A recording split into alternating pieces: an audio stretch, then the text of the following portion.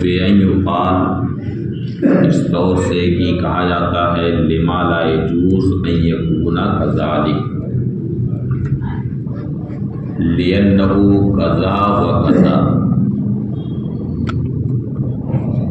یعنی ایسا کیوں نہیں ہو سکتا، اس لیے کہ یہ ایسا ایسا ہے۔ تو لأنه قضا و قضا سے جو ذکر کیا گیا ہے یہ بشکل دلیل ہے،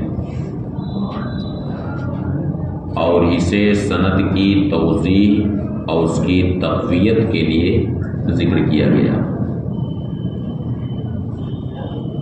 بِأَنْ يُقَالَ اس طور سے کہ کہا جاتا ہے لما لا يجوز ان يكون كذلك، یعنی ایسا کیوں نہیں ہو سکتا ہے، لأنه قضا و قضا، اس لیے کہ ایسا ایسا۔ ولا يحسن البحث فيه اے فی المذکور لتقویت السند، اور اس میں یعنی سند کی تقویت کے لیے جو ذکر کیا جائے اس میں بحث کرنا اچھا نہیں، لأنه لا يفيد شيئا، اس لیے کہ اس سے کوئی فائدہ نہیں ہوگا، اس وجہ سے کہ سند کی توضیح اور اس کی تقویت کے لیے بشکل دلیل جو ذکر کیا گیا ہے، تو اس میں اگر بحث کریں گے تو زیادہ سے زیادہ مؤید سند کو باطل کیا۔ کیا کیا؟ مؤید سند کو باطل کیا، دلیل سند کو باطل کیا، اور مؤید سند کے ابطال سے خود سند کا باطل ہونا کوئی ضروری نہیں ہے، اور جب سند ہی نہیں باطل ہوگی تو منع سرے سے دور ہی نہیں ہو سکتی ہے، اور بالفرض سند باطل بھی ہو جائے تو سند کا ابطال اس وقت مفید ہے جبکہ وہ سند مقدمہ ممنوعہ کی نقیص کے مساوی، ورنہ اگر وہ مقدمہ ممنوعہ کی نقیص کے مساوی نہیں ہے تو سند کا ابطال بھی کچھ بھی مفید نہیں۔ اس لیے سائل سند کی تقویت اور اس کی توضیح کے لیے بشکل دلیل اگر کچھ ذکر کرے تو اس میں بحث کرنا اچھا نہیں۔ ولا يحسن البحث فيه، اور اس میں بحث کرنا اچھا نہیں، اے فی المذکور لتقویت السند، یعنی تقویت سند کے لیے جو ذکر کیا گیا اس میں بحث کرنا اچھا نہیں، لأنه لا يفيد شيئا، اس لیے کہ اس سے کوئی فائدہ نہیں، لأن ابطال ما يؤيد السند لا يوجب اثبات المقدمة الممنوعة، اس وجہ سے کہ مؤید سند کا ابطال مقدمہ ممنوعہ کے اس بات کا موجب نہیں ہے، الذی ہوا مقصود المعلل، جو معلل کا مقصود ہے، کیونکہ معلل کی بنیادی ذمہ داری یہ ہوتی ہے کہ مقدمہ ممنوعہ کو یہ ثابت کرے، یہ اس کی منصبی ذمہ داری ہے۔ اب اگر اس نے مؤید سند کو باطل کیا ہے تو مؤید سند کے ابطال سے زیادہ سے زیادہ یہ ہو سکتا ہے کہ سند باطل ہو، یا یہ ہوگا کہ سند بھی نہیں باطل ہوگی، تو اس سے مقدمہ ممنوعہ کا اس بات ہوگا ہی نہیں۔ ولا فی السند،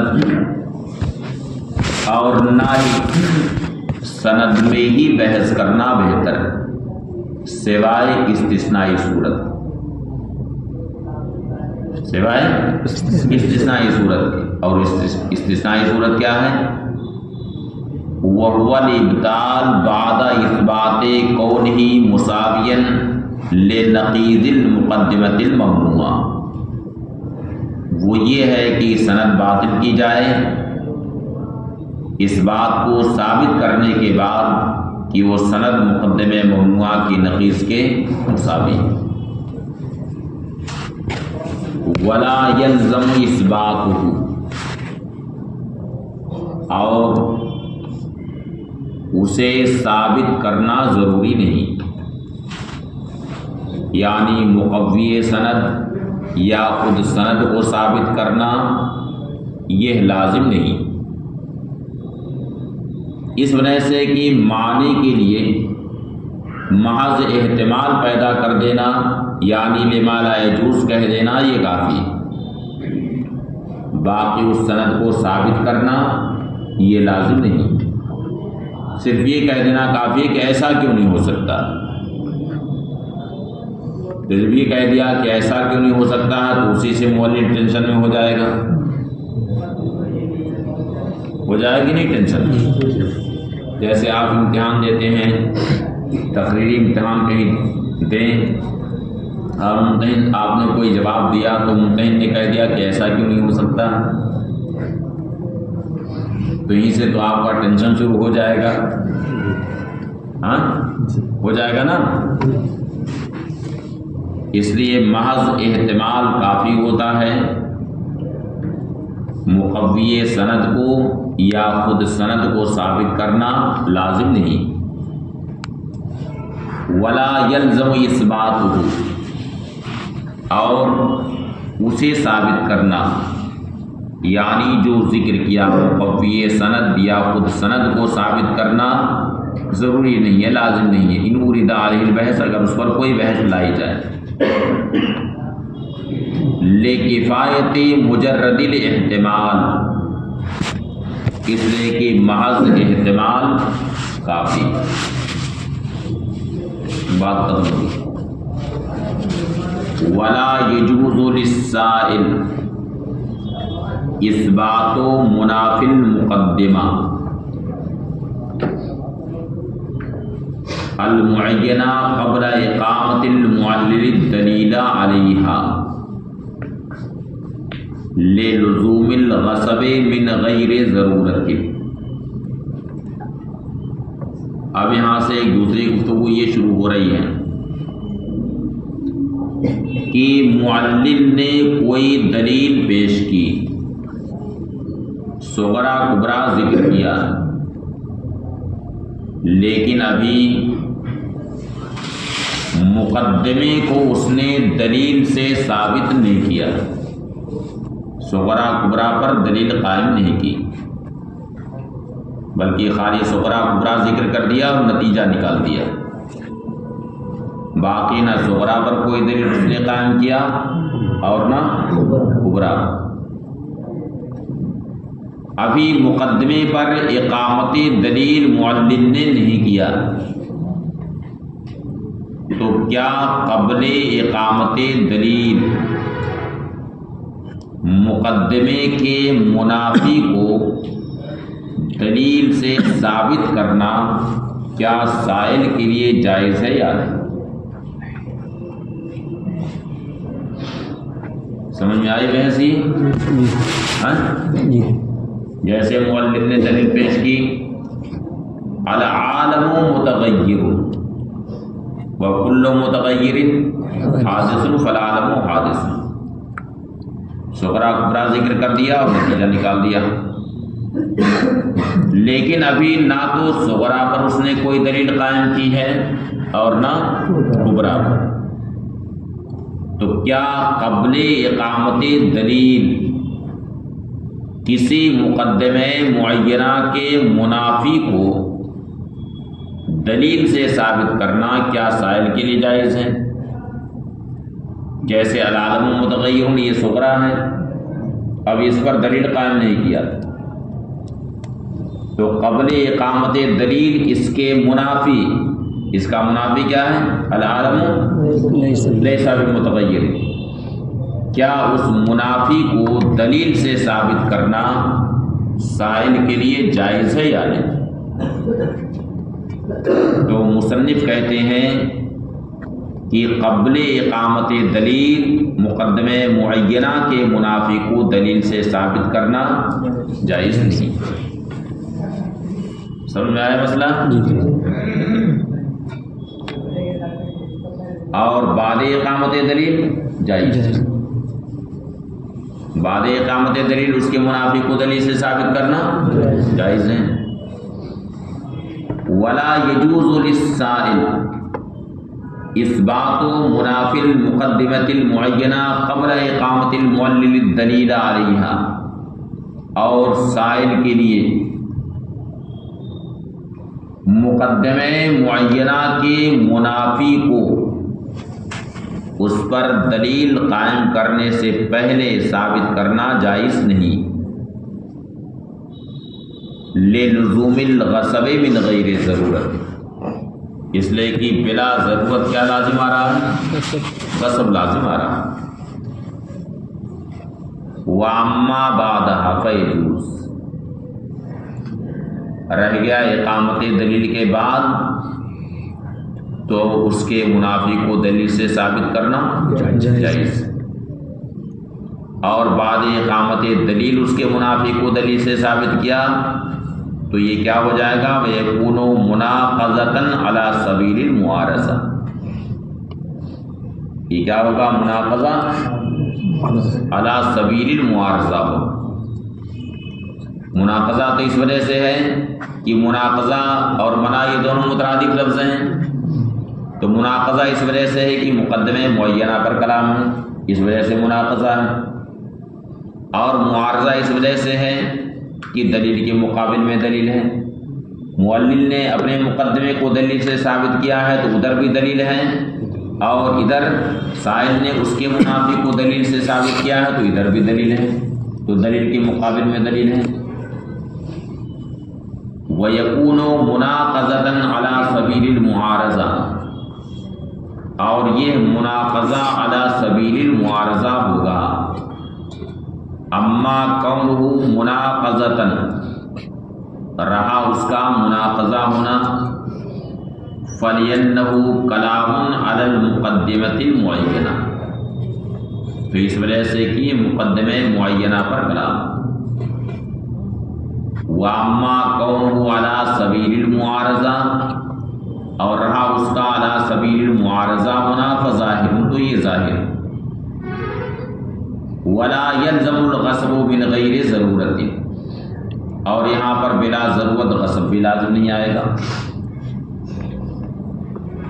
کیونکہ جب معلل نے اپنے مقدمے کو دلیل سے ثابت کیا ہے، اس پر دلیل قائم کر دی ہے، تو اب اس پر منع وارد نہیں ہو سکتی، اس لیے کہ منع وارد کرنے کا عمل طلب دلیل ہے، اور وہ دلیل پہلے ہی قائم کر چکا ہے، تو اقامت دلیل کے بعد اب منع کی کوئی گنجائش نہیں، اور جب منع کی کوئی گنجائش نہیں ہے تو اب سوائے اس کے کوئی صورت نہیں ہے کہ یا تو نقض کرے یا معارضہ کرے۔ لِأَنَّهُ لَا يَجُوزُ منع المقدمہ بعد اقامت الدلیل علیہا، اس لیے کہ اس پر دلیل قائم کرنے کے بعد اس مقدمے پر منع وارد کرنا جائز نہیں۔ فَمَسَّتِ الضَّرُورَةُ إِلَى ذَلِكَ، تو اب اس کی ضرورت لازم ہے، اس کی ضرورت ثابت ہے کہ اب یا تو نقض کرے یا معارضہ کرے۔ وَإِنَّمَا لَا يَجُوزُ،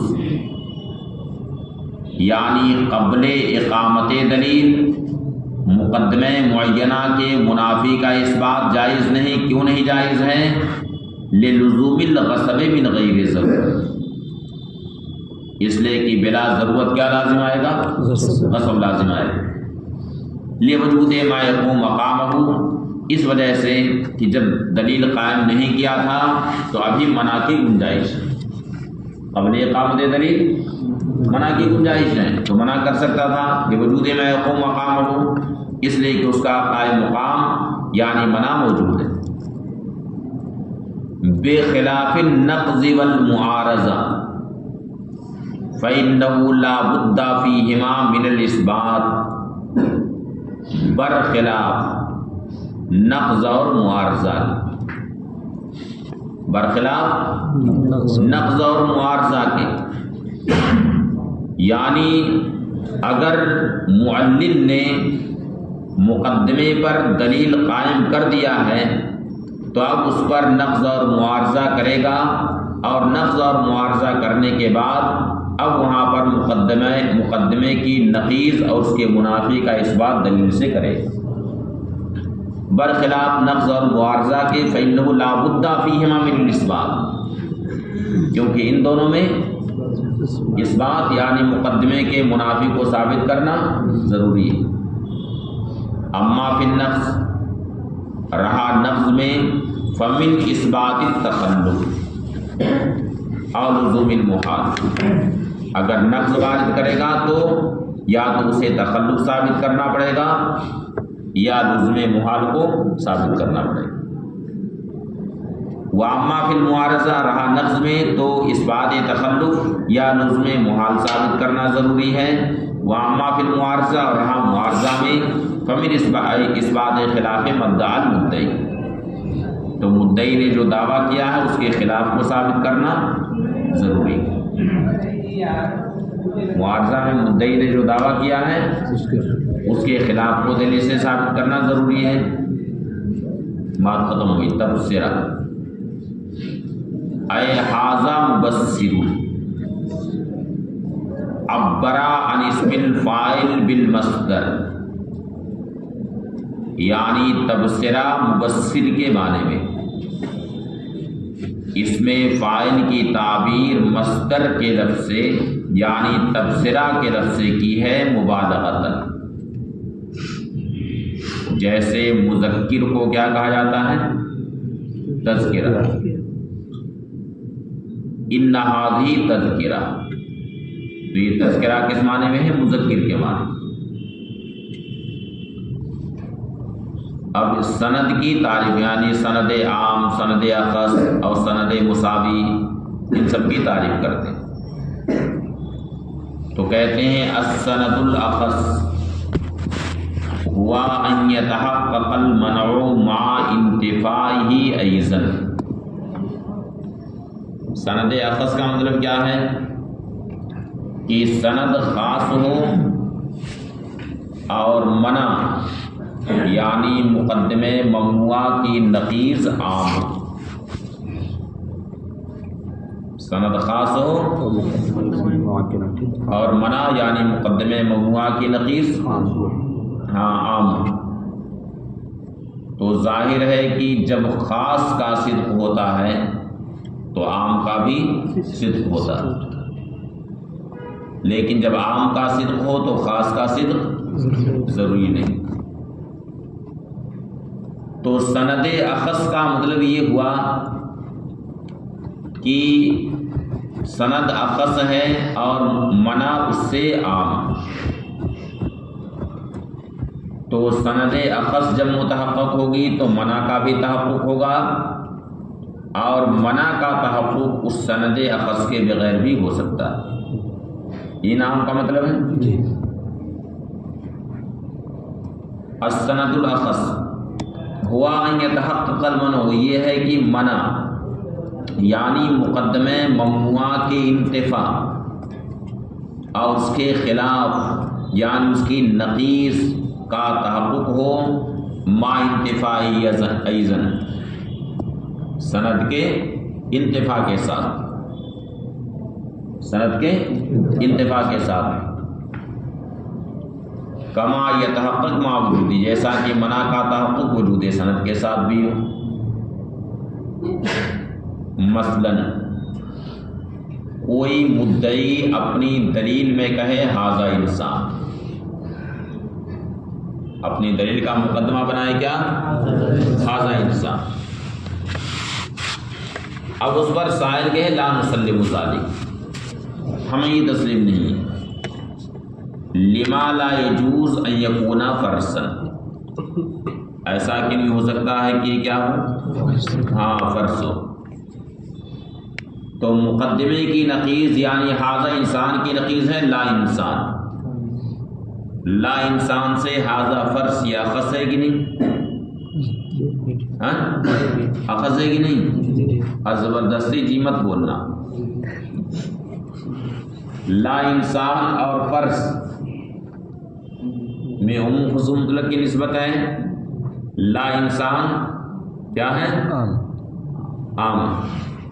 اور فرض خاص. ہر فرض لا انسان لیکن ہر لا انسان فرض نہیں. فیقول سائل تو سائل کہ لا نسلم ذلک کی ہمیں تسلیم نہیں. لما لا يجوز ان يكون فرضا ایسا کیوں نہیں ہو سکتا ہے کہ فرض. فالسند تو سند یعنی اس کا فرض ہونا یہ عدم انسان سے اخص لتحقق عدم کون انسان اس لیے کہ عدم انسان ہونا یہ عدم فرض کے ساتھ بھی متحقق ہوگا. عدم انسان ہونا عدم فرض کے ساتھ بھی متحقق ہو سکتا ہے. جیسے بھینس کو لے لیجیے آدم فرض بھی ہے اور آدمی انسان بھی. مثلا یہ کہ وہ حمار کہ وہ آدمی فرض بھی ہے اور آدمی انسان بھی. من غیر عکس اس کا برعکس نہیں. اس کا برعکس یہ ہے کہ سند کا تحقق منع کے انتفاع کے ساتھ بھی ہو بالمعنی مذکور اسی معنی کے لحاظ سے اس کا ذکر ہوگا. ومع العکس عام مطلقاً